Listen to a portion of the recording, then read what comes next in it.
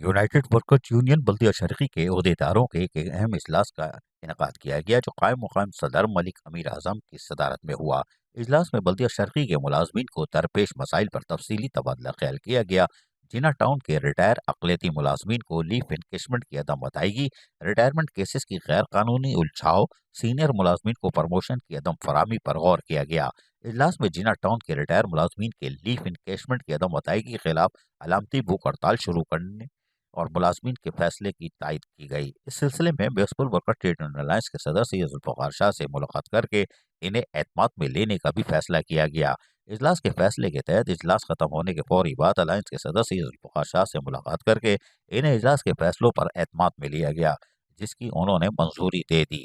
जिना town में घेराव यानी कि जलाओ नहीं भाई, या घेराव, नारेबाजी और दबा के टक करके मारना और रज्जी जालिब को वीडियो दे देना, लेकिन नारे टाइट हो ओके मर गए, हाय हाय लुट के खा गए जमात इस्लामी के मुंतखब नुमाइंदे, हाय हाय, ये नारे जरा टाइट होने चाहिए। जुल्फ़िकार शाह है भेज दो, इसलिए कि मुलाजमीन की बात है।